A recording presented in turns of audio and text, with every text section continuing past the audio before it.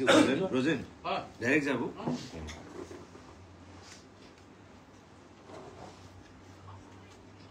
সদ্য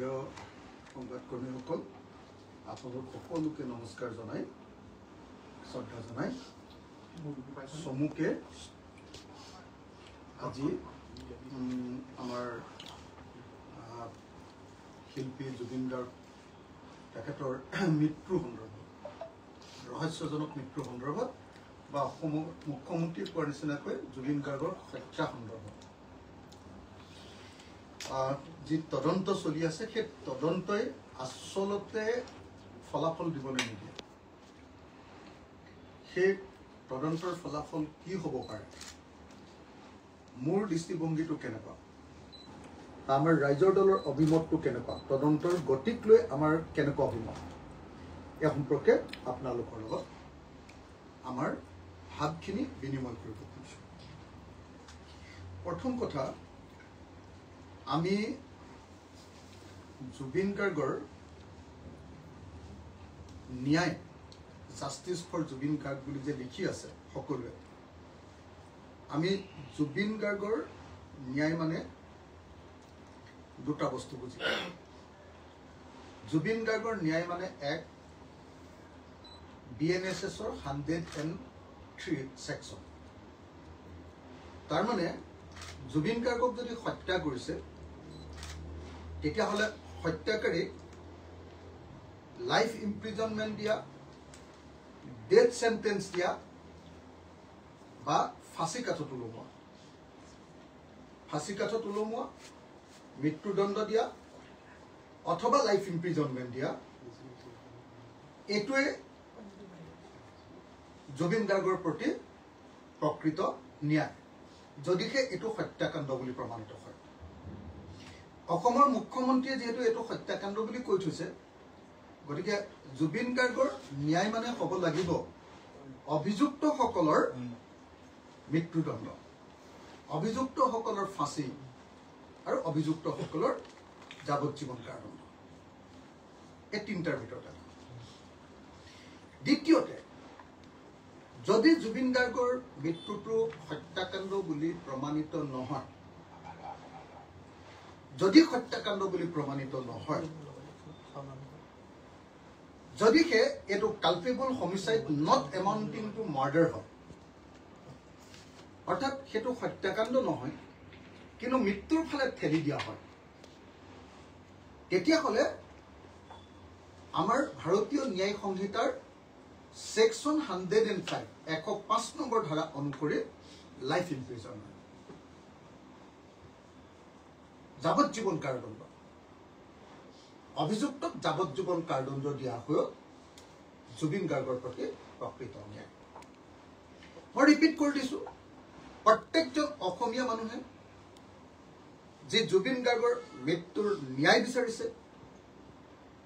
যি hashtag justice for Zubeen Garg লিখিছে প্ৰত্যেকজন মানুহৰ এই ন্যায়ৰ অৰ্থটো হল সংজ্ঞাটো হ'ব লাগে যে যদি হত্যাকাণ্ড হৈছে জুবিন গাৰ্গৰ ওপৰত তেতিয়া হলে তেওঁ মৃত্যুদণ্ড দিব লাগে ফাঁসি কাঠত ওলাব লাগে বা যাৱজ্জীৱন কাৰাদণ্ড দিব লাগে আৰু যদি হত্যাকাণ্ড হোৱা নাই তেওঁ মৃত্যুৰ ফালে ঠেলি দিলে উপায় অভিযুক্তসকলে তেতিয়া হলে অভিযুক্তসকলৰ যাৱজ্জীৱন কাৰাদণ্ড জীৱনত আৰু কোনোদিন জেলৰ পৰা ওলাই আহিব নোৱাৰাকৈ জেলত ৰাখি থোৱা এটোৱে হ'ব লাগে জুবিন গাৰ্গৰ প্ৰতি প্ৰকৃত ন্যায় আৰু এটো যদি ন্যায় লাগে তেতিয়া হলে ভাৰতীয় ন্যায় সংহিতা বুলি আমাৰ নতুন যিখন IPC আগতে আমি IPC বুলি কৈছিলো নতুন যিখন আইন আহিলে সেই আইনখনৰ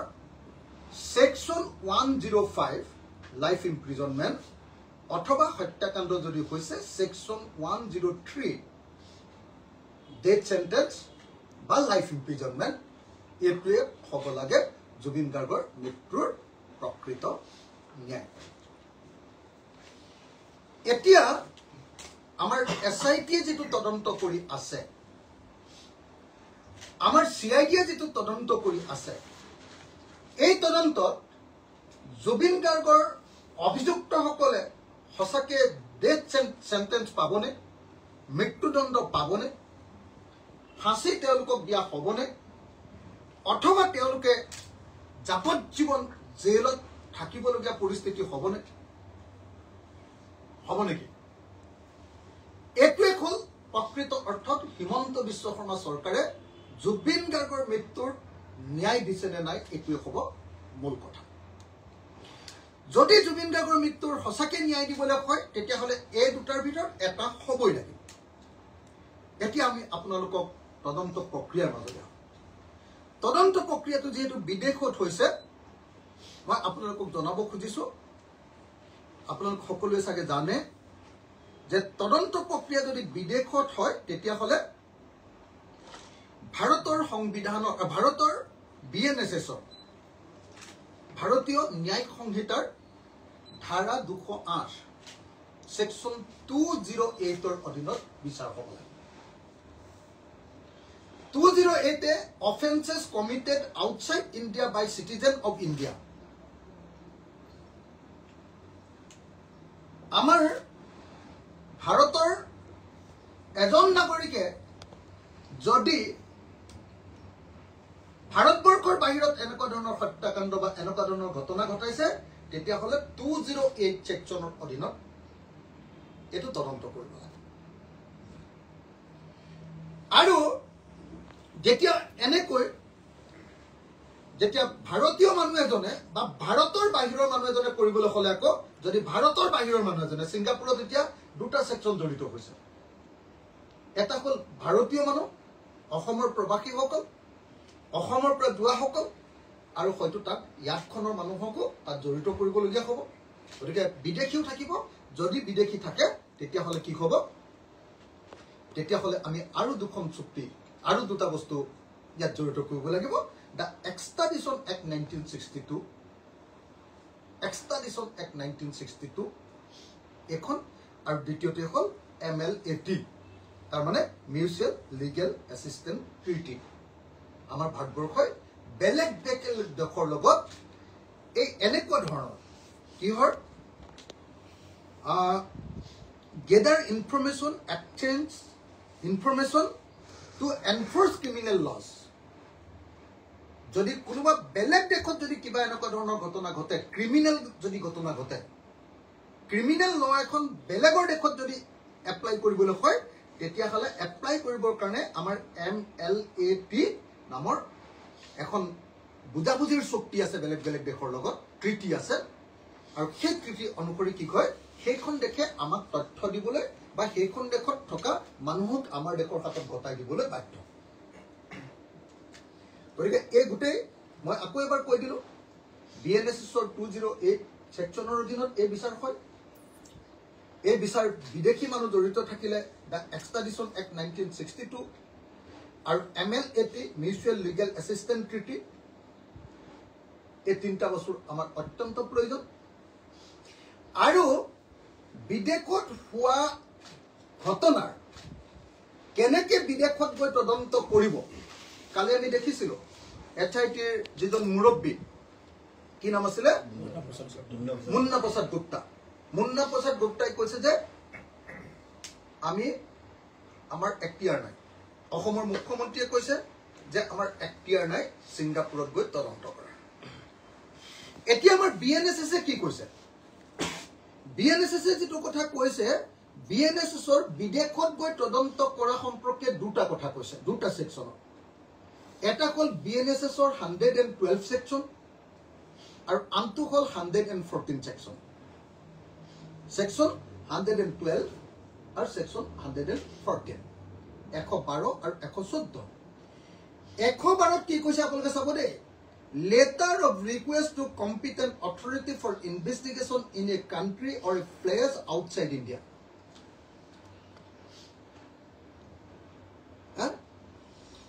এটা মই প্ৰথমতে তাৰ আগতে 112 তো কোৱাৰ আগতে এটা কথা কৈ আহো যে 208 কি কৈছে মই কৈছো যে বিদেশত তদন্ত কৰিবলৈ 208 সেকশনৰ ভিতৰত তদন্তটো আৰম্ভ কৰিব লাগিব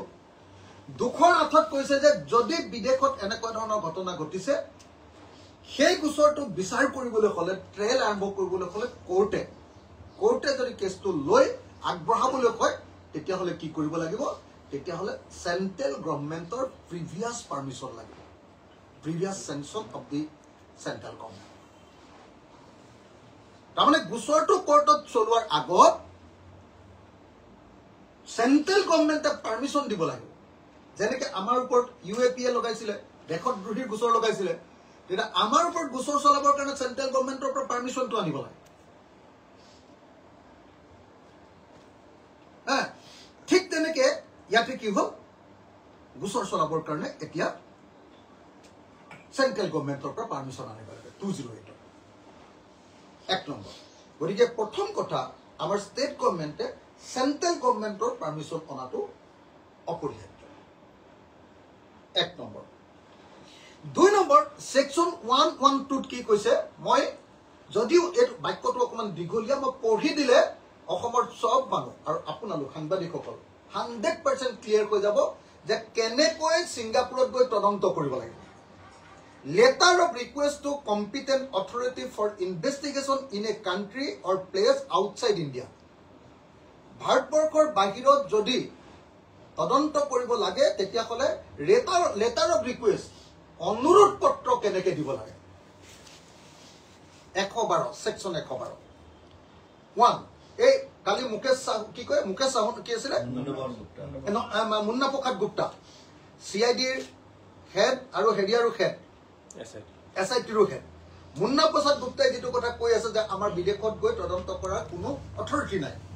হেতুৰ উত্তৰটো আপোনালোকে চাব দেই 112 if in the course of an investigation into an offense an application is made by the investigating officer or any officer superior in rank to the investigating officer ayojon but tatke dangor jijon officer that evidence may be available in a country or place outside India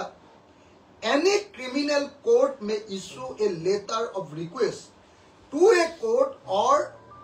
an authority in that country or place competent to deal with such request to examine orally any person supposed to be acquainted with the facts and circumstances of the case and to record his statement tar pisor to mak kaidem ki kole tetiale etiale Singapore governmentor pra jodi kiba khobor anibo lage তদন্ত যদি সহযোগিতা কৰিব লাগিব তেতিয়া হলে আমাৰ যিখন criminal কোৰ্টত এই কেছটো চলি আছে criminal court may issue a letter of request to the court or authority or an authority in that country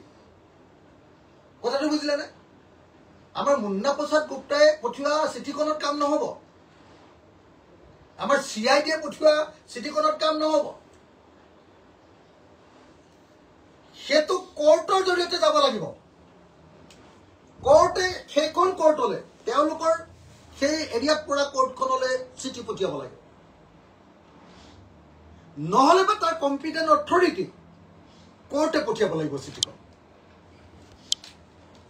তেতিয়াহে সিংগাপুৰ গভৰ্ণমেণ্টে আপোনাৰ সহযোগিতা কৰিব এতিয়া আপোনালোকে কালি নিশ্চয় শুনিছিলে যে মুন্না প্ৰসাদ গুপ্তা ডাঙৰীয়াই কৈ আছে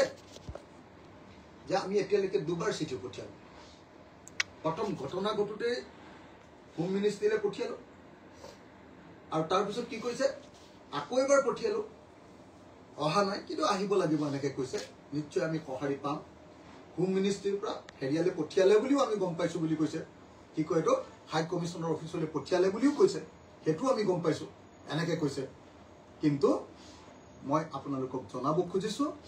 যে অসম চৰকাৰ যে সিৰিয়াস নহয় বিদেশত হোৱা এনেকুৱা ধৰণৰ গোচৰৰ ক্ষেত্ৰত লেটাৰ অফ ৰিকুৱেষ্ট যে কোৰ্টেহে পঠিয়াব লাগে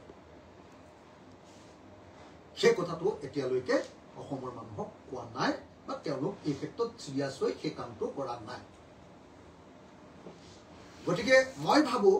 যে পুলিচে পঠিওৱা বা আইঅ'এ পঠিওৱা কোনো নটিছত যদি সিংগাপুৰত থকা কোনো মানুহ নাহে তেতিয়াহ'লে অসম চৰকাৰ বা ভাৰত চৰকাৰে একো কৰিব নোৱাৰে একোৱে কৰিব নোৱাৰে আহিবলৈ হলে এক্টৰ মতে কি কৰিব লাগিব ক্ৰিমিনেল কোৰ্টখন য'ত এই কেছটো চলি আছে সেই কোৰ্টৰ পৰা চিঠি যাব লাগিব তাৰ কোৰ্টলৈ প্লেচ অফ অকাৰেন্সৰ কোৰ্টলৈ নহ'লে বা তাৰ কম্পিটেণ্ট অথৰিটিলৈ যাব লাগিব তেওঁলোকে চাগে কোৰ্টত জমা দিব এটা এই কামটো নকৰাকে যেটো তদন্ত চলাই আছে এই তদন্তই কোনো পধ্যে আমাৰ জুবিন গাৰ্গক ন্যায় দিব নোৱাৰে গ্যাৰান্টি এটো গ্যাৰান্টি আছে আৰু অকল কোৰ্টৰ চিঠি পঠিয়ালে নহব কোৰ্টত পোৱা এভিডেন্স বিলাক সেই মানুহজন যে বিচাৰিছে আমি এইকেইটা প্ৰমাণ পাইছো আমুক অভিযুক্তই এনেকুৱা ষ্টেটমেন্ট দিছে কাৰণে এই মানুহজনক লাগে এই বুলি তাৰ লগত ডকুমেন্টটো পঠিয়াব লাগে কিন্তু এতিয়া মুন্না প্ৰসাদ গুপ্তাই আপোনালোকক কি ক'লে এছআইটি ক্ষেত্ৰজনে আপোনালোকক কি ক'লে নিজে মনত পেলাওক আপোনালোকে সাংবাদিকসকলে নিজে মনত পেলাওক তেখেতে কৈছে যে আমি হোম ডিপাৰ্টমেণ্টলৈ চিঠি দিছো আৰু ইণ্টাৰেষ্টিংলি হোম ডিপাৰ্টমেণ্টলৈ নহয় এই ঘটনা ডেফিনেটলি এক্সটাৰ্নেল এফেয়াৰ্স মিনিষ্ট্ৰীয়ে দিব লাগিব একদম ক্লিয়াৰলি লিখি থোৱা আছে যে আমাৰ নডেল ডিপাৰ্টমেণ্টটো কিন্তু এক্সটাৰ্নেল এফেয়াৰ্স মিনিষ্ট্ৰী আৰু আপোনালোকে সকলোৱে জানে যে এই যিখন ছিংগাপুৰত যিখন হেৰি পাতিছিলে নৰ্থ ইষ্ট ফেষ্টিভেল পাতিছিলে সেই ফেষ্টিভেলখন প্ৰেজেণ্ট কোনে কৰিছিলে কোনে পাতিছিলে আমাৰ ভাৰতবৰ্ষৰ এক্সটাৰ্নেল এফেয়াৰ্স মিনিষ্ট্ৰীয়ে যদি আপোনালোকে মোক বিশ্বাস কৰা নাই মই তেতিয়াহ'লে আপোনালোকক ফটোখনেই দেখুৱাই দিব পাৰোঁ এক্সটাৰ্নেল এফেয়াৰ্স মিনিষ্ট্ৰীৰ মানে আপোনালোকে যিকোনো এতিয়া হেৰিয়াৰ নৰ্থ ইষ্ট কি কয় আপোনাৰ নৰ্থ ইষ্ট আপোনাৰ ভাইটি এখন দেছো ফটোখন দে মই দেখুৱাই দিওঁ যে নৰ্থ ইষ্ট ফেষ্টিভেলৰ যি এডভাৰটাইজমেণ্ট আপোনালোকে চাওক এই এডভাৰটাইজমেণ্ট এয়া জুবিন গাৰ্গৰ প্ৰগ্ৰেমটো এডভাৰটাইজমেণ্ট হয়নে বাৰু চাওক আপোনালোকে এয়া জুবিন গাৰ্গৰ প্ৰগ্ৰেমটো এডভাৰটাইজমেণ্ট এইটো নৰ্থ ইষ্ট এৰিয়াৰ এইটো চাবই নালাগে এক্সটাৰ্নেল এফেয়াৰ্স মিনিষ্ট্ৰীৰ ৱেবছাইটতো গৈ চাওক আপোনালোকে একেখনেই আছে তাত কোনে কোনে স্পন্সৰ কৰিছে আপোনালোকে নিজে চাব দেই আপোনালোকে কোনে কোনে স্পন্সৰ কৰিছে যদি চাই তেতিয়াহ'লে আপোনালোকে দেখিবলৈ পাব এইখন চাওক এইখনত কোন আছে ministry of external affairs government of India high commission of India Singapore presence এইটো চাওক হয় নে নহয় আপোনালোকে চাই লওক নিজেই হেৰি কৰি চাই লওক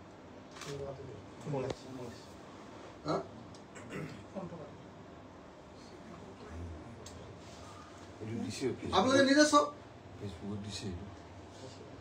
এই ফেষ্টিভেলটো আজি আমি চবে শ্যাম কানুক ধৰি আছো হয় শ্যাম কানু একদম অপৰাধী হয় কি কয় অভিযুক্ত হয় কিন্তু এই এক্সটাৰ্নেল এফেয়াৰ্স মিনিষ্ট্ৰীয়ে এখন পাতিছিলে মিটিংখন পাতিছিলে কোনে মিটিংখন পাতিছিলে হাই কমিশ্যন অফ ইণ্ডিয়া ছিংগাপুৰে প্ৰেজেন্স মিটিংখনত পইচা কোনে দিছিলে চাওক পইচা দিছিলে চাওক এইটো চাওক গভৰ্ণমেণ্ট অফ আছাম অশোক কি কয় স্তম্ভ অশোক স্তম্ভলৈ এয়া গভৰ্ণমেণ্ট অফ আছাম হয়নে নহয় আপোনালোকে নিজে চাই লওক এইটোতো এতিয়া ধৰিব পাৰিছেনে গভৰ্ণমেণ্ট অফ আছাম হয়নে নহয় চাই লওক আপোনালোকে গভৰ্ণমেণ্ট অফ আছাম আৰু তাৰ তলত গভৰ্ণমেণ্ট অফ মিজোৰাম এইটো government of Assam government of Mizoram তাৰপিছত ওপৰতো মই আকৌ এবাৰ দেখুৱাই দিওঁ আপোনালোকে এইটো লৈ লোৱা ভাল আৰু নহ'লে মানুহবিলাকে এনেই মিছামিছি কথা কৈ থাকে চব এই মিটিংখন কোনে কোনে পাতিছিলে চব প্ৰেজেন্স বুলি আছে নে নাই চাই লওক না চবেই এতিয়াতো দেখিব পাৰিছে আপোনালোকে মিটিংখন পাতিছে এক্সটাৰ্নেল এফেয়াৰ্স মিনিষ্ট্ৰীয়ে ministry of external affairs and কি কয় আপোনাৰ high commission of India Singapore presence হয়নে নহয় চাওক এইটো দুইটাতে আছে আপুনি নিজে চাওক এক্সটাৰ্নেল এফেয়াৰ্স মিনিষ্ট্ৰী আপুনি 19 তাৰিখৰ হেৰিটো চাই লওক যিদিনা কেঞ্চেল কৰিছে হেৰিখন কেঞ্চেলো কৰিছে দেই এইখন হেৰি প্ৰগ্ৰেম কালচাৰেল প্ৰগ্ৰেমটোহে অকল কেঞ্চেল কৰিছে অকল কালচাৰেল প্ৰগ্ৰেমটো কেঞ্চেল কৰিছে তাত আপোনালোকে চাই লওক এক্সটাৰ্নেল মিনিষ্ট্ৰীৰ ৱেবছাইটত চাই লওক এবাৰ খুলি লওক হয়নে নহয় এতিয়া আমাৰ আকৌ আইঅ'এ আমাৰ আকৌ একদম হেডজনে এনকুৱাৰীৰ হেডজনে কি বুলি কৈ আছে এনকুৱাৰীৰ হেডজনে কৈ আছে যে আমি হোম মিনিষ্ট্ৰীলৈ চিঠি পঠিয়াইছো হোম মিনিষ্ট্ৰী নডেল মিনিষ্ট্ৰী নহয় যদি হোম মিনিষ্ট্ৰীলৈ তেওঁলোকে পঠিয়াইছেও হোম মিনিষ্ট্ৰীয়ে এক্সটাৰ্নেল এফেয়াৰ্ছ মিনিষ্টাৰ জৰিয়তেহে পঠিয়াব লাগে আৰু এক্সটাৰ্নেল এফেয়াৰ্ছ মিনিষ্ট্ৰীয়ে পঠিওৱাৰ উপৰিও মই আকৌ কৈ দিলোঁ আপোনালোককতো দেখুৱাই দিলোঁ এতিয়া যে এইটো কোৰ্টৰ কাগজ পাব লাগিব যাব লাগিছিলে কোৰ্টৰ পৰা চিঠিখন গৈছে আমাৰ CIDৰ পৰা চিঠিখন পৃথিৱীৰ কোন CIDক আপোনাৰ ছিংগাপুৰ গভৰ্ণমেণ্টে পাত্তা দিব নিজে আপোনালোকে কওক একদম প্ৰচিডিউৰেল একদম নিয়ম নজনাকে কামটো হৈ আছে এতিয়া কালি বক্তব্য শুনিলৈ আমি যিটো বুজি পালোঁ দ্বিতীয়তে আপুনি চাওক 114 নম্বৰ BNSSৰ সেকশন তাত কি কৈছে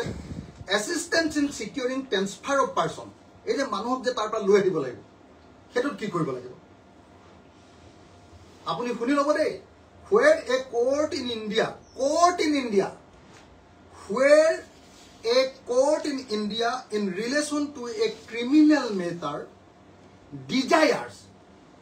কোনে ডিজায়াৰ কৰিব লাগিব কোনে বিচাৰিব লাগিব কোনে court of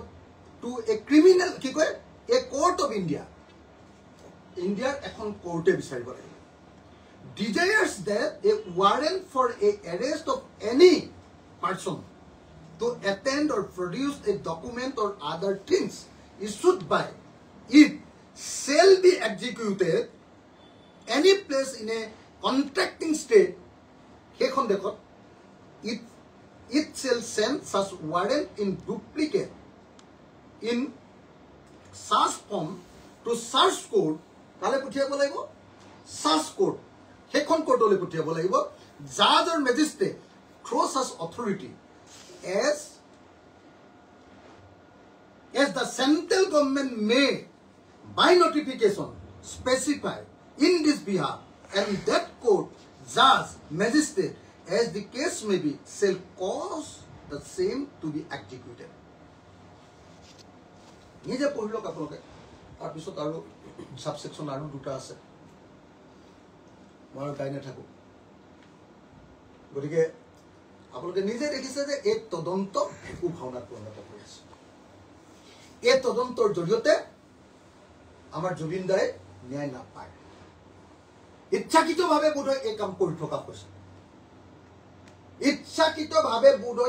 কৰি থকা হৈছে নহলে যদি অজ্ঞতাবশত কৰিছে তেতিয়াহ'লেতো এই অফিচাৰ্ছবিলাকক জেলতে দিব লাগে ইমান নজনা অফিচাৰ্ছে কি ইমান ডাঙৰ তদন্ত কৰিবলৈ আহিছে আমাৰ যুগৰ আটাইতকৈ ডাঙৰ শিল্পীজন যাৰ কাৰণে গোটেই অসমৰ মানুহ কান্দি আছে সেই মানুহজনৰ তদন্ত কৰিছে আৰু কৈছে যে আমি হোম মিনিষ্ট্ৰীৰে লিখিছো আৰে তোমালোকৰ হোম মিনিষ্ট্ৰীৰে লিখা চিঠি কোন ছিংগাপুৰে ৰিপ্লাই দিব দুবাৰ তোমালোকে সামন পঠিয়ালা নটিচ পঠিয়ালা ৰেসপন্স কৰিলে নকৰে কাৰণ নিয়মটো কি ইয়াৰ পৰা কোৰ্টৰ পৰা দিব লাগিব যদি কোৰ্টৰ পৰা যায় মিউচুৱেল এগ্ৰিমেণ্ট ট্ৰিটি অনুসৰি তেওঁলোকে ইনফৰমেশ্যন দিবলৈ বা মানুহ পঠিয়াবলৈ বাধ্য গতিকে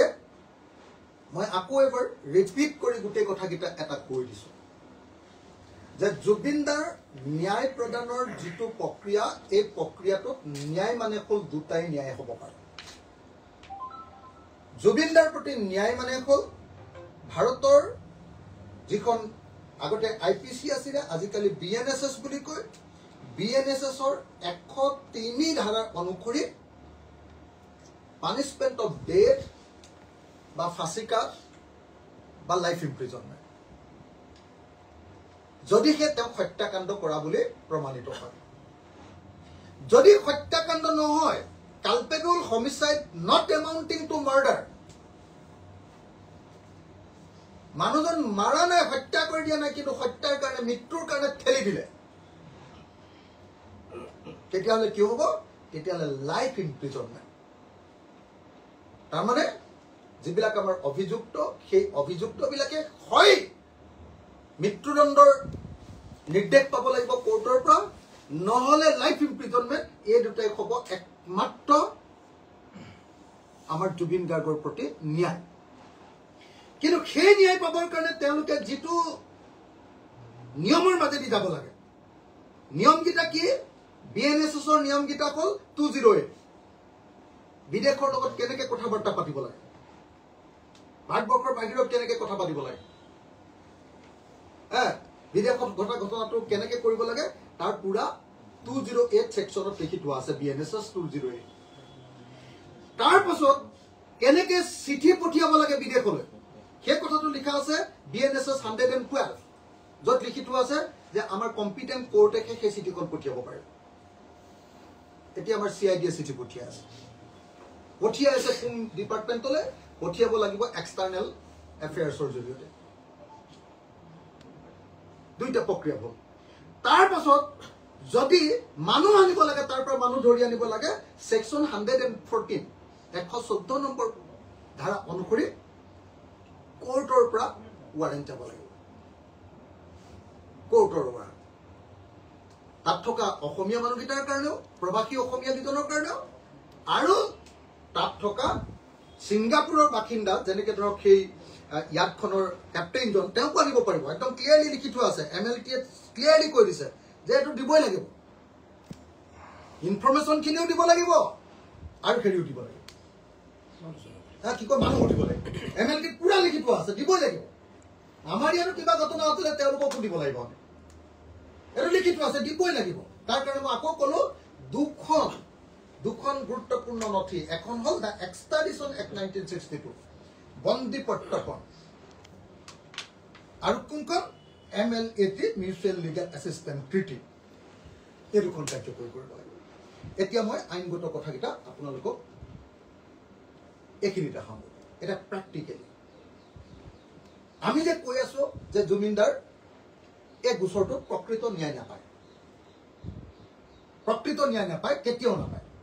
মই আপোনালোকক আজি লিখি দিব পাৰো আপোনালোকক মই গ্যাৰান্টি দি আছো যি ধৰণে তদন্ত চলি আছে এই তদন্তত জুবিন গাৰ্গে ন্যায় নাপায় কেলে নাপায় ভাৰতীয় আইন অনুসৰি ভাৰতীয় আইন মতে যদি আপুনি ভাৰতীয় আইনত মতে তদন্ত কৰে তেতিয়াহ'লে কি হ'ব লাগে জানেনে তেতিয়াহ'লে প্ৰথম কথাটোৱে হ'ল যে ভাৰতীয় আইনত প্লেচ অফ অকাৰেন্সত গৈ তদন্ত কৰিবই লাগিব য'ত ঘটনা ঘটিছে তাত গৈ তদন্ত কৰিবই লাগিব আমাৰ ভাৰতীয় আইনে ঘটনা ঘটাৰ ঠাইত তদন্ত নকৰাকৈ তদন্ত কৰাৰ কোনো সিস্টেম আমাৰ ভাৰতীয় আইনত নাই কিন্তু এতিয়ালৈকে আপোনালোকে নিশ্চয় দেখিছে যে ছিংগাপুৰলৈ গৈ তদন্ত কৰাৰ এখতিয়াৰ আমাৰ নাই বুলিহে মুখ্যমন্ত্ৰীও কৈ আছে আৰু SITৰ চিফজনেও কৈ আছে যে আমাৰ তদন্ত কৰাৰ অধিকাৰী নাই এখতিয়াৰেই নাই বুলি কৈছে কৰ্তৃত্বই নাই বুলি কৈছে এইটো মিছা কথা কৰ্তৃত্ব পুৰা আছে মই কেনেকৈ কৰ্তৃত্ব আছে আপোনালোকক অলপ আগতে দেখুৱাই আহিলো এক্সট্ৰাডিশ্যন এক্ট 1962 MLAT এই দুখনৰ জৰিয়তে আৰু ভাৰতীয় আইন ব্যৱস্থাৰ জৰিয়তে কেনেকৈ যাব লাগিব তাৰ কাৰণে দেখুৱাই আহিলো কৰ্তৃত্ব আছে এতিয়া কৰ্তৃত্ব আছে যে এই যে প্লেচ অফ অকাৰেন্সলৈ যে যাব লাগিব ভাৰতীয় আইন অনুসৰি CRPC কোৰ্টটো এনেকুৱা সিস্টেম নাই যে প্লেচ অফ অকাৰেন্সত নোযোৱাকে তদন্ত কৰিব পাৰে কোনোবাই কৈ আছে হেৰি হ'ব নেকি তদন্ত কি বুলি কৈছে অনলাইনত হ'ব নেকি তদন্ত কি কৈ আছে ভিডিঅ' কল কৰি হ'ব নেকি পৃথিৱীৰ কোনো আইনত এইটো নাই প্ৰথমতে তদন্তটো হ'ব লাগিব তদন্ত এনকুৱাৰী ইনভেষ্টিগেশ্যন এটা এই ইনভেষ্টিগেশ্যন কৰিবলৈ হ'লে য'ত ঘটনা ঘটিছে তালৈ যাব লাগিব প্ৰথম নাম্বাৰ 1 তালৈ গৈ এই যে এজন মানুহৰ পৰা ষ্টেটমেণ্ট ল'ব ষ্টেটমেণ্ট ল'ব হা ষ্টেটমেণ্টটো যে ল'ব ষ্টেটমেণ্টটো লওঁতে এওঁলোকে কৈ আছে যে আমাৰতো অধিকাৰ নাই তেওঁলোকে যি দিব আমাক সেইটোৱে ল'ম সেইটো নহয় ষ্টেটমেণ্টটো তেওঁলোকৰ অফিচাৰে ল'ব আমাৰ অফিচাৰ সন্মুখত বহি থাকিব আমাৰ অফিচাৰৰ সন্মুখত এই ঘটনা হ'ব তেতিয়া সেইটো বিজ্ঞান হ'ব হা কিন্তু এতিয়ালৈকে কি কৈ আছে অসম চৰকাৰৰ গা এৰা দিয়া মনোভাৱ যে আমাৰ কৰ্তৃত্ব নাই মুখ্যমন্ত্ৰীও কৈছে কি কৰ্তৃত্ব নহয় কি বুলি কৈছে এক্টিয়াৰ নাই আমাৰ কৰ্তৃত্ব মানে অসমীয়াটো কৰ্তৃত্ব এক্টিয়াৰ নাই মুখ্যমন্ত্ৰীও কৈছে আৰু আমাৰ chief of the investigation officer তেওঁ কৈছে যে আমাৰ এক্টিয়াৰেই নাই গতিকে মই ভাবোঁ যে জুবিন গাৰ্গৰ এই তদন্তই কেতিয়াও ন্যায় নাপায় নাম্বাৰ 1 নাম্বাৰ 2 যিকোনো এজন আপুনি এডভোকেটক সোধক যি ক্ৰিমিনেল কেছ কৰে যি হত্যাকাণ্ডৰ কেছ বা এনেকুৱা মানুহৰ মৃত্যু ঘটাৰ কেছ কৰে যিকোনো এজনক কওক সোধক আপুনি যে হত্যাকাণ্ড বা মৃত্যুৰ ঘটনাত ইনভেষ্টিগেশ্যন অফিচাৰে গৈ স্কেচ মেপ আঁকিবই লাগিব স্কেচ মেপ যদি নবনায় স্কেচ মেপ জানে নহয় আপোনালোকে সাংবাদিকবিলাকেও জানে স্কেচ মেপ তাৰমানে এইটো ঠাইত মানুহজন আছিলে এইটো ঠাইত জাপ মাৰি দিছিলে এইটো ঠাইৰ পৰা এইটো ঠাইলৈ সাঁতুৰি গৈছিলে এইটো ঠাইৰ পৰা সাঁতুৰি আঁকোতে এইডোখৰতে ৰৈ গ'ল সেই ৰৈ যোৱাৰ পাছত তেওঁ এইডোখৰৰ পৰা উদ্ধাৰ কৰিলে উদ্ধাৰ কৰি আনি এইখনত উঠালে এইখনৰ পৰা এইডোখৰলৈ লৈ গ'ল এই যিটো স্কেচ মেপ কেনেকৈ ঘটনাটো ঘটিলে এই স্কেচ মেপটো যেতিয়ালৈকে নবনাব তেতিয়াহ'লে এই স্কেচ মেপ নাথাকিলে লগে লগে বেনিফিট অফ ডাউট বুলি কয় একদম বেনিফিট লাভ কৰি যাব যে কেছটো যিকোনো প্ৰকাৰে অভিযুক্ত খালাচ হৈ যাব একুইটেল খালাচ কোনো পধ্যে ফচাব নোৱাৰে কাৰণ স্কেচ পেপে নাই সদায় হাইকোৰ্ট বা সুপ্ৰিম কোৰ্টলৈ গুচি গ'লে হ'ল এই স্কেচ পেপ নাই গুচি যাম কথাটো বুজিলে গতিকে মই আপোনালোকক এটাই কথা ক'লো সেইটো লাগিব তৃতীয়তে এই গোটেই তদন্তটো কৰিব লাগিব চেণ্ট্ৰেল গভৰ্ণমেণ্টে ষ্টেট গভৰ্ণমেণ্টৰ কিন্তু অথৰিটি নাই আপোনালোকে মই আইনখন পঢ়ি থাকোঁতে নিশ্চয় সুধিছিলে চেণ্ট্ৰেল গভৰ্ণমেণ্টে কৰিব লাগে সেইকাৰণে চেণ্ট্ৰেল গভৰ্ণমেণ্টৰ পৰা পাৰ্মিশ্যন আমাৰ CID এনেই তদন্তটো কৰিব পাৰিব কিন্তু তদন্ত কৰোঁতেও তালৈ যাওঁতে ইণ্ডিয়ান অফিচাৰক আমি লগত লৈ যাবই লাগিব চেণ্ট্ৰেল গভৰ্ণমেণ্টক লগত লৈ যাবই লাগিব সেইকাৰণে আমি বাৰম্বাৰ কৈ আছো যে তদন্ত যদি কৰিবলৈ কয় বিদেশত তেতিয়াহ'লে এইটো কোনে কৰিব লাগিব CBI পৃথিৱীত CBI চবে চিনি পায় CBI বুলি এটা এজেঞ্চি আছে হা আমাৰ CID গ'লে মানে আপুনি নিজে ভাবক যে CID গৈ ছিংগাপুৰত তদন্ত কৰিব পাৰিব চিষ্টেমটোৱে নাজানে বাদেই দিয়ক তাক পাৰিব নেকি হা CBI তদন্ত কেলে বিচাৰিছিলে হেৰিয়ে আপোনাৰ কি নাম কয় এইটো মহন্ত শ্যামকানু মহন্তই যে CBI তদন্ত বিচাৰিছিলে তেওঁ গম পাইছিলে যে অসমত যদি তদন্ত কৰিবলৈ হয় তেওঁ মাৰ খাই মৰিব গতিকে CBI তদন্ত কৰিবলৈ তেওঁ বাচি যাব হা আৰু তেওঁ CBI তদন্ত হ'লে এইটোতো প্লেচ অফ অকাৰেঞ্চ যিহেতু তাতে গতিকে দিল্লীতো কেছটো হ'ব পাৰে তেওঁ বাচি যাব কিন্তু যেতিয়া এওঁলোকে দেখিলে যে নহয় অসম চৰকাৰে যিটো তদন্ত চলিছে এইটো ভেকু ভাওনা এইটোত একুইটেল তেওঁলোকে পাবই তেতিয়া তেওঁলোকে কোৰ্টৰ পৰা কেছটো উঠাই লৈ আহিলে শ্যামকানু মহন্তই কোৰ্টৰ পৰা কেছটো উঠাই লৈ ঠিক আছে অসম গভৰ্ণমেণ্টৰ তদন্তই ভাল বুজিছেনে কেলে তদন্তটো যে ভুল পথেৰে গৈ আছে এই কথাটো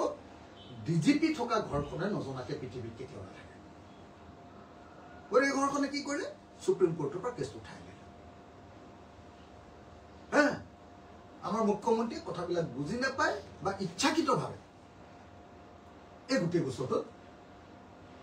শ্যামকানুক ৰেহাই দিবৰ কাৰণে আল্টু ফাল্টু কথা কৈ আছে এতিয়া আটাইতকৈ ডাঙৰ কথা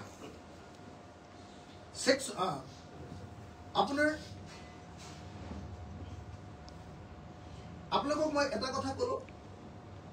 দুটা কথা ক'লো এতিয়ালৈকে এইটো কথা প্লেচ অফ অকাৰেঞ্চ ঘটনা ঘটা ঠাইত গৈ তদন্ত কৰিব লাগিব 2 নম্বৰ কথাটো ক'লো তদন্ত এলেকাত স্কেচ মেপ কৰিব লাগিব 3 নম্বৰ কামটো কি কৰিব লাগিব জানে নে নাই 3 নম্বৰ কামটো এই ইয়াচ্ছৰ কেপ্টেইনজনৰ হেৰিটোতো আনিবই চিচিটিভি কেমেৰাটোতো আনিবই লাগিব ফুটেজটো ইয়াছৰ কেপ্টেইনজনৰ ষ্টেটমেণ্ট লোৱাটো বাধ্যতামূলক নহ'লে এনেই বাচি যাব কেছটো ইয়াছত থকা আন মানুহবিলাকৰ ষ্টেটমেণ্ট লোৱাটো বাধ্যতামূলক নহ'লে এনেই বাচি যাব তেওঁলোক ৰেস্কিউ টিমটো এই যে উঠাই আনিছে জুবিন গাৰ্গক সেই টিমটো যিবিলাকে ৰেস্কিউ কৰিছিলে তেওঁলোকৰ ষ্টেটমেণ্ট ল'বই লাগিব তেওঁলোকেতো কৈ আছে যে নাই আমি ছিংগাপুৰৰ মানুহৰতো কোনো হেৰি ল'বলৈ আমাৰ অধিকাৰ নাই আৰে য'ত ঘটনাটো ঘটিছে যাত মানুহজন যে মৰিছে মানুহজনৰ যে মৃত্যু ঘটিছে যিজন মানুহে উদ্ধাৰ কৰি আনিছে তেওঁ ষ্টেটমেণ্ট ল'বই লাগিব উদ্ধাৰ কৰি আনি যে তেওঁক যে আপোনাৰ এনেকে বহুত যে হেৰি কৰে পাম্পিং যে কৰিছে সেইটো কৰা মানুহকেইজনৰ ষ্টেটমেণ্ট ল'ব লাগিব পুলিচ যিবিলাকে উদ্ধাৰ কৰিবলৈ আকৌ ৰেস্কিউ টিম আৰু পুলিচ তেওঁলোকৰ ল'ব লাগিব এম্বুলেন্সখনৰ মানুহজনৰ ষ্টেটমেণ্ট ল'ব লাগিব কোন সময়ত মৰিলে সেইটো ষ্টেটমেণ্ট ল'ব লাগিব যদি ডাক্তৰৰ ওচৰত গৈ মৰিছে ডাক্তৰৰ ষ্টেটমেণ্ট আকৌ ডাক্তৰৰ ষ্টেটমেণ্ট ল'লেও নহ'ব ডাক্তৰে যে ডেথ চাৰ্টিফিকেট আৰু হেৰিখন দিছে এইটো কি ৰিপৰ্ট বুলি কয় মৰণোত্তৰ পৰীক্ষাটো পোষ্টমৰ্টেম ৰিপৰ্ট দিয়া মানুহজনৰ ষ্টেটমেণ্ট ল'ব লাগিবই নহ'লে কেছতটো কেতিয়াও নফচে নহ'লেতো কেছতে নফচে কোনো মানুহ আপোনালোকে জানে গাড়ী ড্ৰাইভাৰ যিকেইজনে সেই মানুহজনক উঠাই আনিছিলে তেওঁ ষ্টেটমেণ্ট ল'ব লাগিব হা এইবিলাক যদি নকৰে তেতিয়াহ'লে এই তদন্তত কেতিয়াও কোনো মানুহ কেতিয়াও নফচে আমিতো ভাই গোটেই জীৱন মোৰ ওপৰত 165টা গোচৰ আছে আমিতো বুঢ়া হৈ গৈছো কেছ খেলি হ্যাঁ আমাক যিমান বিজেপি চৰকাৰে কেছ লগাইছে আজিৰ দিনটো পৰ্যন্ত মই এমএলএ ক'লো যিকোনো এজন এমএলএ নিজৰ কেছকেইটা উঠাই ল'লেহেঁতেন চৰকাৰৰ লগত বুজাবুজি কৰি নিজৰ কেছকেইটা উঠাই ল'লেহেঁতেন মোৰ 165টা কেছেই খেলি আছো ন তাৰে কিছু একোইটালো পাইছো এইটো বেলেগ কথা হা কিন্তু 165টাৰ ভিতৰত 165টা কেছেই খেলি আছো আমাৰ এখানে অভিজ্ঞতা আছে আমি মোটামুটি ল বিলাক পঢ়িব জানো বুজি পাওঁ আৰু ল পঢ়ি দেখিছো আৰু মোৰ এডভোকেটৰ লগত কথা পাতি দেখিছো আৰু এডভোকেটৰ উপৰিও গুৰুত্বপূৰ্ণ যিবিলাক প্ৰশাসক আছে এডমিনিষ্ট্ৰেটৰ ডাঙৰ অফিচাৰ তেওঁলোকৰ লগত কথা পাতি বুজি উঠিছো যে আমাৰ গোটেই তদন্তটো সম্পূৰ্ণৰূপে এটা প্ৰশাসন এটা ভুৱা তদন্ত চলি আছে আৰু এই তদন্তৰ জৰিয়তে কেতিয়াও জুবিন গাৰ্গে ন্যায় নাপায় আকৌ এবাৰ কৈ দিছো জুবিন গাৰ্গৰ ন্যায় মানে দুটাই হয় মৃত্যুদণ্ড অভিযুক্তৰ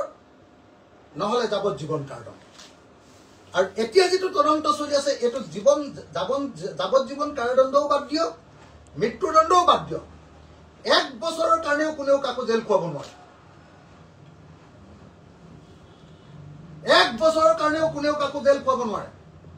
কাৰণ প্লেস অফ অকাৰেন্সত তদন্ত নকৰাকে কেতিয়াও ভাৰতীয় আইনে তদন্ত কৰাৰ কোনো নিয়ম বান্ধি দিয়া নাই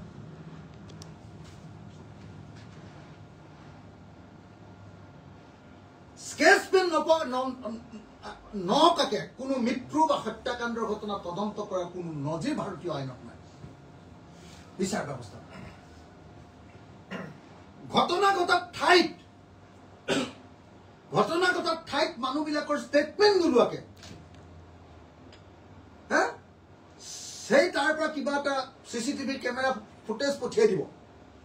তাৰ ওপৰত ভিত্তি কৰি অভিযুক্ত শাস্তি দিয়াৰ ঘটনা পৃথিৱীত কতো হোৱা নাই আৰু কতো নহয় গতিকে যিসকলে সঁচাসঁচিকে জুবিন গাৰ্গৰ ন্যায়ৰ কাৰণে লাগি আছে তেওঁলোকে কথাটো বুজিব লাগে ন্যায় মানে কি ন্যায় মানে হ'ল হয় মৃত্যুদণ্ড অভিযুক্ত নহলে যাৱজ্জীৱন কাৰাদণ্ড তাতকে যদি কমাই দিয়ে তেতিয়াহ'লে বুজিব লাগিব যে জুবিন গাৰ্গৰ প্ৰতি ন্যায় দিব খোজা নাই হা আৰু এতিয়া যেটো চলি আছে তাত ন্যায়টো পাব নে নাপাব মই কম যে এতিয়া যেটো তদন্ত চলি আছে তাত মই 10ৰ ভিতৰত 0 দিম ন্যায় নাপায় 0 কেলে তাৰ কাৰণে যেটো প্ৰসেছত তদন্ত কৰিবৰ কাৰণে যাব লাগে থ্ৰু কোৰ্ট সেই প্ৰসেস এতিয়ালৈকে অৱলম্বন কৰা নাই 1 নম্বৰ সেন্ট্ৰেল গভৰ্ণমেণ্টৰ পাৰমিশন বৰ দুদিনৰ পিছত ললে বুলি ধৰিলো কিন্তু প্লেচ অফ অকাৰেঞ্চত গৈ তদন্ত কৰা, স্কেচ পেন পকা, তাত গৈ ষ্টেটমেণ্ট লোৱা, এইটো নকৰাকে পৃথিৱীৰ কোনো হত্যাকাণ্ড, পৃথিৱীৰ কোনো মৃত্যুদণ্ডৰ ঘটনাত কেতিয়াও কাকো জেল দিব নোৱাৰে, শাস্তি দিব নোৱাৰে। মই লিখি দিছোঁ আপোনালোকক, আজি লিখি দিছোঁ। তদন্ত যদি এনেকৈ হয়, এই প্ৰেছ মিটৰ পাছত যদি তদন্ত বদলি নহয়, অসমৰ মানুহে যদি এই প্ৰেছ মিটৰ পাছত যদি তদন্ত সঠিক দিশত আগবঢ়াবলৈ গভৰ্ণমেণ্টক যদি হেঁচা নিদিয়ে, এনেই জুবিনৰ অনুৰাগী কৈ থাকিলে নহ'ব। হে, বহুত অনুৰাগী আকৌ কৈ আছে বোলে আমি পলিটিচিয়ানবিলাকে মাত মাতিব নালাগে। আমি যদি মাত মাতিব নালাগে, কোনে মাত মাতিব? তোমালোকেতো গভৰ্ণমেণ্টৰ বিৰুদ্ধে মাতেই নামাতা। এনেই জাষ্টিছ জুবিন গাৰ্গ বুলি লিখি দিলে গভৰ্ণমেণ্টে তোমাক ন্যায় দিব নেকি? হে, গভৰ্ণমেণ্টক প্ৰেছাৰ দিব লাগিব, কথাবিলাক উদঙাই দিব লাগিব, কথাবিলাক ধৰিব লাগিব। কিছুমানে লিখি আছে বোলে বোলে পলিটিচিয়ানে মাত নামাতিবা। হিমন্তই তাৰমানে চব পলিটিক্স কৰি থাকিব, আমি মাত মাতিব নালাগে। সেইটোৱে, হিমন্তক তুমি মাত নামাতিবা বুলি কোৱাচোন একবাৰ চাওঁ। মই চাওঁ তোমাৰ কথা শুনে নে নুশুনে। আমিতো তোমালোকে কোৱা মতে একো মতা নাই।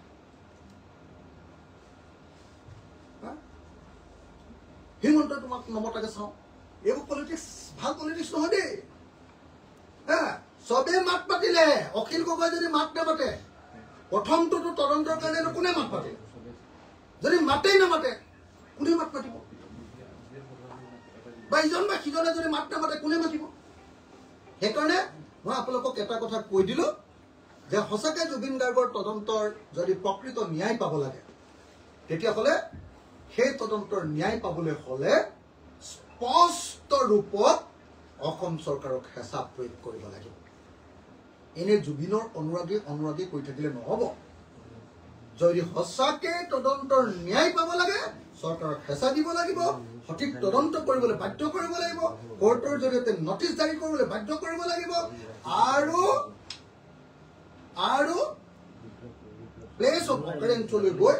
ভালকে তদন্ত কৰাৰ ব্যৱস্থা কৰাব লাগিব। কেৱল আৰু কেৱল তেতিয়াহে প্ৰকৃত তদন্ত। কিন্তু এই চৰকাৰে তদন্ত কেতিয়াও সঠিককে কৰিব বুলি মই নাভাবোঁ। কেলে? যিবিলাকে জাষ্টিছ ফৰ জুবিন গাৰ্গ বুলি লিখিছে, তেওঁলোককো ধৰি নি থানাত ৰাম কোবন দিছে। যিবিলাকে প্ৰতিবাদ কৰিবলৈ আহিছে, তেওঁলোকৰ মূৰটো ফালি দিছে। যিবিলাকে প্ৰতিবাদ কৰিবলৈ আহিছে, হাতখন ভাঙি দিছে। অলপ আগতে হেৰি দাসৰ মাকে ফোন কৰিছিলে, কি কয় আমাৰ ভিক্টৰ দাসৰ। ভিক্টৰৰ ওপৰত ইতিমধ্যে NSA লগাই দিলে। আপোনালোকে চাগে নিউজে কৰা নাই এতিয়ালৈকে। কালি ভিক্টৰৰ ওপৰত NSA লগাই দিলে। অকল ভিক্টৰৰ ওপৰতে লগাইছে, বেলেগ কাৰো ওপৰত লগা নাই। ভিক্টৰৰ ওপৰত কালি নে পৰহি লগালে। কালি মোক ফোন কৰিছিলে, আজি মোক ক'লে পৰহি লগালে। ভিক্টৰৰ ওপৰত NSA লগাই দিলে। মাকে কৈছে ভিক্টৰৰ ওপৰত NSA লগালে, তেওঁলোকলৈ খেদি আহি গ'ল। আৰু কাৰো ওপৰত লগা নাই, অকল এজনৰ ওপৰত বুলি মাকে কৈছে। অকল এজনৰ কৈছে আৰু কাৰো লগত। মই সুধিছো যে অজয় ফুকনৰ ওপৰত লগালে? নাই লগা নাই, অকল হেৰিয়ৰ ওপৰত লগাইছে, ভিক্টৰ। হা,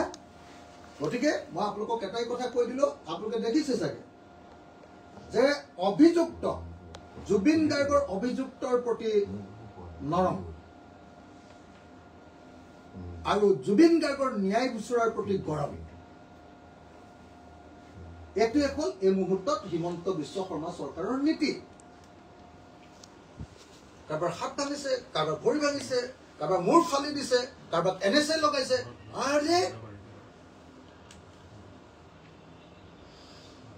আৰে কি পৰিস্থিতি হৈছে। গতিকে মই আপোনালোকক অনুৰোধ কৰিছো যে জুবিন গাৰ্গৰ যদি প্ৰকৃত ন্যায় পাব লাগে, আমি ৰাজপথলৈ ওলাব লাগিব, আমি মাত পাতিব লাগিব, আমি প্ৰতিবাদ কৰিব লাগিব, চৰকাৰক হেঁচা দিব লাগিব। হেঁচা দিয়াৰ ঢেৰ নিয়ম হ'ব পাৰে, বেলেগ বেলেগ নিয়মেৰে হেঁচা দিয়ক। হেছটেগ জুবিন গাৰ্গটো এটা নিয়ম হ'ব পাৰে, কিন্তু সেইটোতো কেতিয়াও সিদ্ধান্ত নাহে বুলি মই কনফাৰ্ম। আৰু যে কোনোবাই কৈছে এই ৰাজনীতি কৰা মানুহে মাতিব নালাগে, আমি বহি দিম তেতিয়া এটা শব্দও নোলাব। আৰু 10 দিনৰ পাছত এইবিলাক কৈতো লাভ নাই। চবেই মাতিব লাগিব, ৰাজনীতি কৰা মানুহো মাতিব লাগিব, সংগঠন কৰা মানুহো মাতিব লাগিব, জুবিন গাৰ্গৰ অনুৰাগীও মাতিব লাগিব, জুবিন গাৰ্গক ভাল পোৱা মানুহো মাতিব লাগিব, জুবিন গাৰ্গৰ পৰিয়ালৰ মানুহো মাতিব লাগিব। তেতিয়াহে ৰিজাল্টটো আহিব। চবেই কিন্তু সাংবাদিকেও মাতিব লাগিব কিন্তু মুখ্যমন্ত্ৰীয়ে কৈছে যে বিজেপি চৰকাৰে ন্যায় দিলে বুলিয়ে কৈছে মানে চৰকাৰ হিমন্ত বিশ্ব শৰ্মাই কৈছে যে ন্যায় দিলো মানে কি ক'লে আমি সিদ্ধাৰ্থ চক্ৰক কেৰিয়াৰ গ্ৰেপ্তাৰ কৰোঁ কি কয় আপোনাৰ আমি গ্ৰেপ্তাৰ কৰিলোৱে কৈছে অভিযুক্তবিলাকক মেইন অভিযুক্তক গ্ৰেপ্তাৰ কৰিলো আমি ন্যায় দিলোৱে তাৰমানে অৰ্থটো হ'ল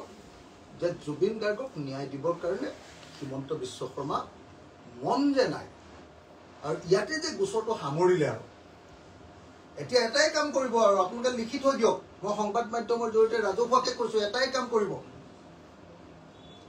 কি কৰিব ইলেকশ্যনৰ দিনটোলৈকে কানি মুনি কিবা কিবি কৰি এতিয়াতো যিকেইটা কেছ লগাইছে সেইকেইটা কেছততো ইলেকশ্যনলৈকে ৰাখিবও নোৱাৰে শ্যামকান্ত মহন্ত মই কনফাৰ্ম কৰি দিছো সেইকাৰণে তেওঁলোকে ইডি লগাইছে যে এই হেৰিয়াৰ কেছটো পইচাৰ কেছটো অৰ্থনৈতিক হেৰিয়াৰ বেলেগ একো কাৰণ নহয় আচল কেছটো ভালকে তদন্ত নকৰি এনেই যেনে তেনে তেওঁলোকে ইলেকশ্যনৰ সময়লৈকে খালি ৰাখি থব আৰু ইলেকশ্যনৰ পিছদিনা খুটুককে ওলাব ৰাকেশ পাল যে ওলাই গ'ল কোনোবা এতিয়া মনত ৰাখিছে নেকি কিবা শাস্তি হ'ল নেকি এই যে APSC কেলেংকাৰীত যে গোটেই কেলেংকাৰী কৰা অফিচাৰবিলাকে আকৌ চাকৰি পাবৰ কাৰণে যে অৰ্ডাৰ দি দিলে এতিয়া কোনোবা অসমত কিবা প্ৰতিক্ৰিয়া হৈছে নেকি মই খাটাংকে কৈছো আপোনালোকে চাই থাকক হিমন্ত বিশ্ব শৰ্মাই যিটো ৰাজনীতি কৰিছে এই ৰাজনীতিটো অকল এটাই হ'ব ইলেকশ্যনৰ দিনটোলৈকে ইলেকশ্যনৰ দিনলৈকেও নাৰাখিলেহেঁতেন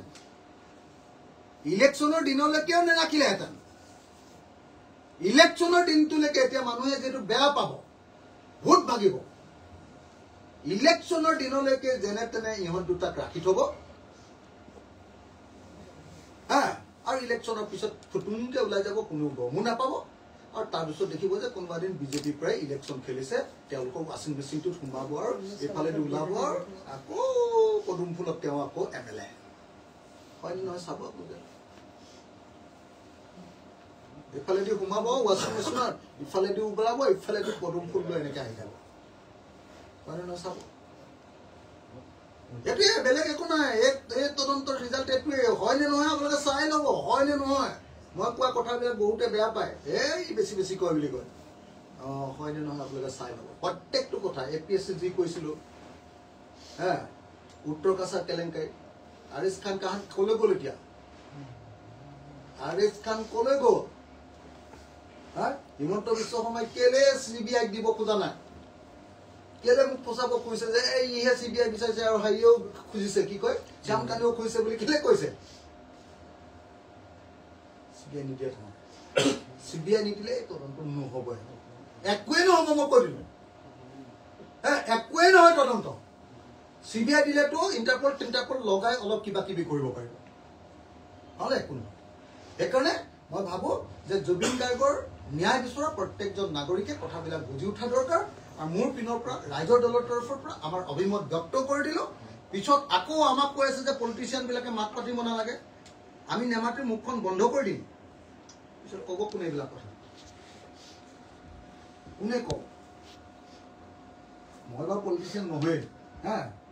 মই বাৰু আন্দোলনকাৰীয়ে যাক কয় কি মইতো বাৰু হেৰি সংগ্ৰামী মানুহ তেওঁলোকৰ মতে আন্দোলনজীৱী মই বাৰু হেৰিয়ে মইতো বাৰু মোক নক'বলৈ ক'লেও লাভ নাই মইতো যিটো ক'ব লাগে কমেই পৃথিৱীত মোক কোনেও ৰখাব নোৱাৰে আপোনালোকে জানে মই য'ত ক'ব লাগে কমেই আৰু ভাল পায় বেয়া পায় সেইটো কোনো একো লাভ নাই হিমন্ত বিশ্বই আটাইতকৈ বেয়া পাইছে মই কথা কোৱাৰ কাৰণে মই আৰু ক'ত কেয়াৰ কৰা মানুহ বুঢ়া হ'লো আৰু খেতিয়ে কৰিবলৈ হ'ল বুঢ়া বৰপথাৰ এতিয়া প্ৰতিবিলাক আছে এইখিনি কথাই ক'লোঁ ধন্যবাদ মোৰ কথাখিনি শেষ হৈছে আপোনালোকৰ কিবা প্ৰশ্ন থাকে